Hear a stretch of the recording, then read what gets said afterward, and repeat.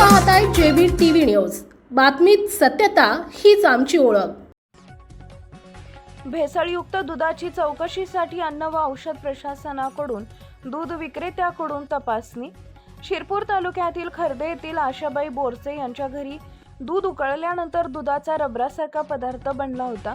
या घटनेनंतर अन्न व औषध प्रशासन विभागाच्या वतीने कार्यवाही करण्यात येत आहे। तक्रारदार यांच्याकडे चौकशीनंतर अन्न व औषध पथकानं दूध विक्रेत्याच्या मशीनच्या गोट्यासह राहत्या घरी अन्न व औषध प्रशासनाच्या वतीने चौकशी करत तपासणीसाठी दुधाचे नमुने ताब्यात घेण्यात आले।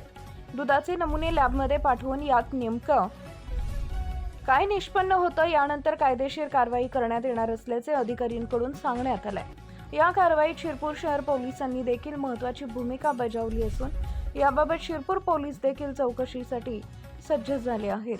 प्रतिनिधी परीक्षित परदेशी, धुळे। आशाबाई बोरसे रात्री दूध घेतलं, सकाळी गरम करत होती। ते गरम केलं, ते गोळा होत होतं, रबरासारखं तुटत होतं। चौकशी करून कारवाई करावी। आज सकाळी खर्देगाव तालुका शिरपूर येथील ईश्वर बोरसे यांच्या घरी दूध तापत असताना ते चिकट पडून एक घट्ट पदार्थ तयार झाला अशी एक तक्रार प्राप्त झाली।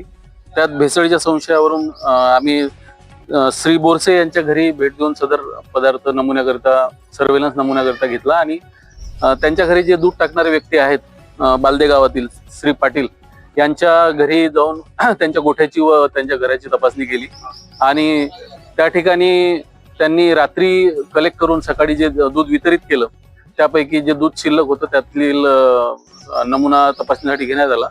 सदर दोन्ही नमुने आम्ही प्रयोगशाळेला विश्लेषणासाठी पाठवू आणि त्या अनुषंगे आम्ही पुढील कारवाई करू। सदर कारवाई वेळी आम्हाला पोलीस स्टेशन शिरपूर आणि 22 सर यांचं मोलाचं सहकार्य लाभलं। आपल्या परिसरातील महत्त्वाच्या बातम्या पाहण्यासाठी आजच आमच्या जेबी टीव्ही न्यूज चॅनलला YouTube वर सबस्क्राईब करा आणि बेल आयकॉन प्रेस करा।